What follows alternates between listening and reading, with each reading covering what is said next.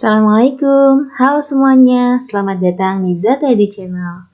Pada video kali ini kita akan belajar tentang akar persamaan kuadrat. Apa sih akar persamaan itu? Jadi akar persamaan itu sama dengan nilai variabel. Misalnya kita punya persamaan 3x pangkat 2 tambah 8x kurang 3 sama dengan 0, berarti akar itu adalah suatu nilai dari x yang jika kita ganti x itu dengan nilai tersebut, hasilnya akan menjadi suatu pernyataan yang benar. Jadi gini, misalnya kita mau cek apakah bilangan 1 adalah akar persamaan, kita tinggal ganti semua yang ada x-nya dengan 1. Ini. Ya, jadi 3 kali 1 pangkat 2 ditambah 8 kali 1 kurang 3. Apakah sama dengan 0? 1 pangkat 2, 1 kali 3 sama dengan 3. Ingat ya, kalau kayak gini pangkatkan dulu baru dikali. Tambah 8 kali 1, 8 kurang 3. 3 tambah 8, 11 kurang 3, 8. Dan ternyata 8 itu tidak sama dengan 0. Jadi, 1 bukan akar. Sekarang kita mau ngecek apakah negatif 3 itu merupakan akar persamaan. Jadi kita di sini coba-coba aja ya, mau bilangan berapapun terserah. Semua yang ada x diganti dengan negatif 3. 3 kali negatif 3 pangkat 2 ditambah 8 kali negatif 3 dikurang 3. Apakah sama dengan 0? Pangkatkan dulu, negatif 3 kuadrat 9 kali 3, 27. 8 kali negatif 3, negatif 24 dikurang 3. 27 kurang 24, 3 kurang 3 sama dengan 0. Berarti kalau dia sama dengan, berarti negatif 3 adalah akar persamaan. Nah, di sini ada 3 cara untuk menentukan akar persamaan kuadrat. Pertama pemfaktoran, kedua melengkapkan kuadrat sempurna, dan ketiga adalah dengan rumus ABC. Sekarang kita langsung ke contoh saja ya. Bagaimana menentukan akar persamaan kuadrat dengan pemfaktoran misalnya. Ada x kuadrat tambah 7x tambah 10 sama dengan 0. Nah, di sini kita akan mencari bilangan-bilangan yang jika dikalikan hasilnya adalah 10, dan jika dijumlah hasilnya adalah positif 7. Perhatikan dulu di sini ya, apa saja yang hasilnya 10. Kita bisa list 10 itu hasil dari 1 kali 10, 2 kali 5, sudah ya. Nah, perhatikan kalau di sini tandanya positif, maka kita mencari penjumlahannya saja. Yang hasilnya adalah 7. 1 tambah 10, 11. 2 tambah 5, 7. Nah, ini pasti. Positif negatifnya ya. Supaya positif 7 berarti di sini sama-sama positif ya. Jadi hasilnya adalah positif 7. Berarti kita tinggal bikin 2 buah kurung. Di sini karena ini x kuadrat berarti di sini kita tinggal tulis x, di sini x. Dapatnya kan tadi positif 2 dan positif 5. Kita tuliskan di sini. Nah, sekarang kita selesaikan ini ya. Jika dalam perkalian yang menghasilkan 0, maka pasti salah satu dari perkalian tersebut pasti sama dengan 0. Jadi bisa saja yang x plus 2 sama dengan 0. Bisa juga x plus 5 yang sama dengan 0. Di sini berarti x sama dengan negatif 2. Jadi kalau ini pindahkan ke ruas sebelahnya berarti dia akan berubah tandanya. Ini juga x sama dengan negatif 5. Ini anggaplah ini x1-nya, ini x2-nya.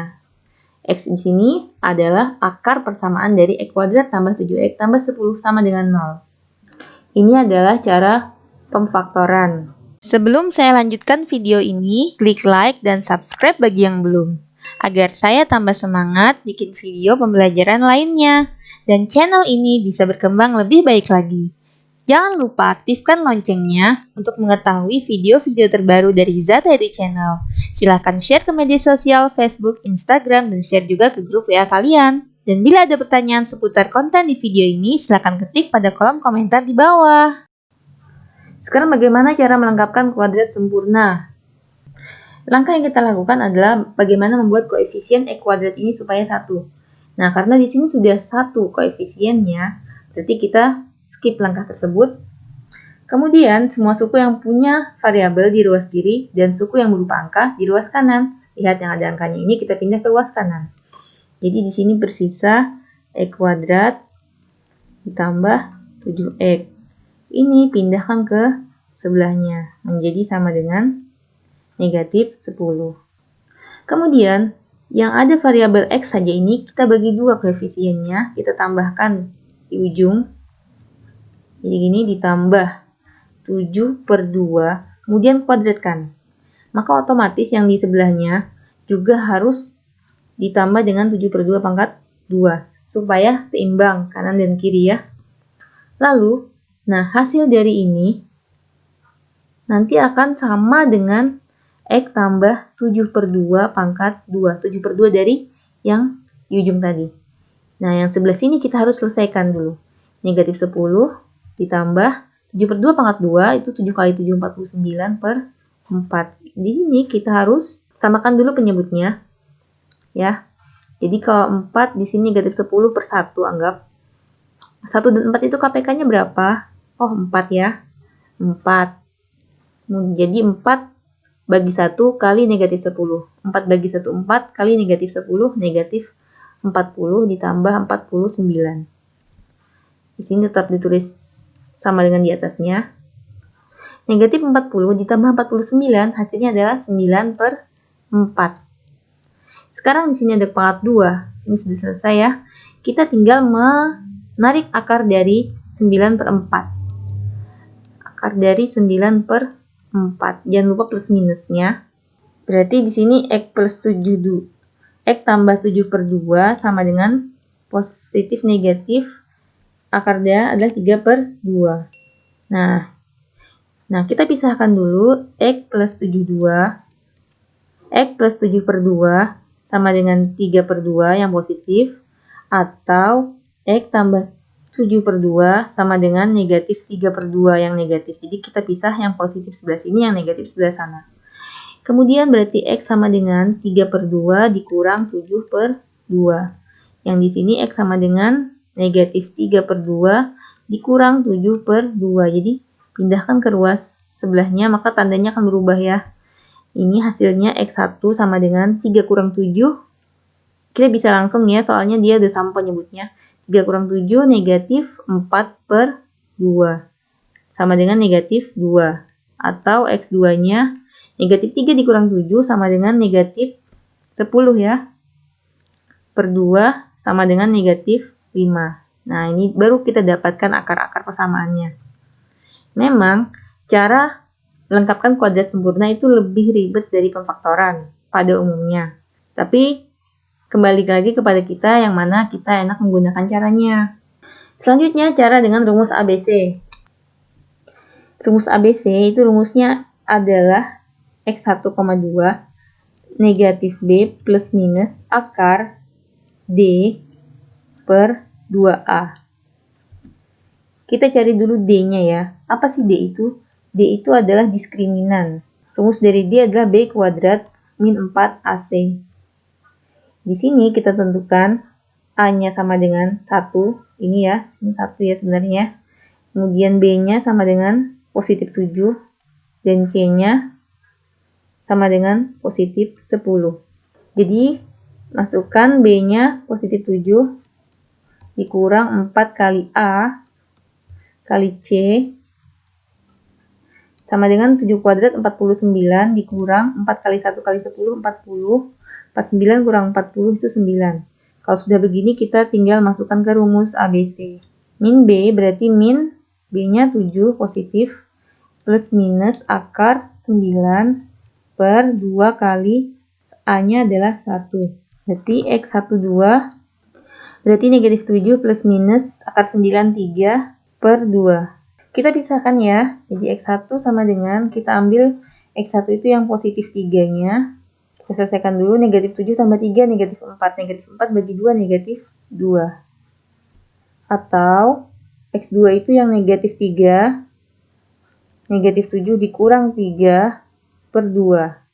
Sama dengan negatif 7 dikurang 3 negatif 10. Negatif 10 bagi 2 negatif 5. Jadi didapat hasilnya juga sama dengan cara cara sebelumnya. Selanjutnya ada 3x kuadrat tambah 8x kurang 3 sama dengan 0. Kita coba dengan cara pemfaktoran dulu ya. Nah, kalau di sini koefisien x kuadratnya bukan 1, yaitu 3 di sini, maka kita kalikan dulu dengan yang di ujung. 3 kali negatif 3. Ya. Berapa 3 kali negatif 3? Oh, negatif 9. Kita letakkan sini.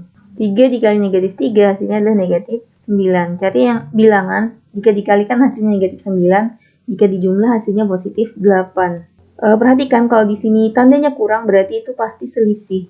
Cari dulu perkalian 9, apa aja, kita list.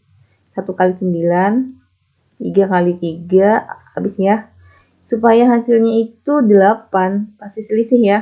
9 kurang 1, 8. 3 kurang 3, 0. Nah, ini pasti 1 dan 9. Tinggal negatif positifnya. Supaya dia hasilnya positif 8, berarti yang negatif pasti yang kecil. Sini kita tuliskan 9 kurang 1, 9 kali negatif 1. Benar ya? Kalau sudah begini, maka kita tuliskan 2 buah kurung. Karena ini 3x kuadrat, kita tulis di sini 3x dan 3x per 3, jangan lupa. Tuliskan di sini plus 9, yang di sini min 1. Seperti ini, kita pisah 2 masing-masing ya.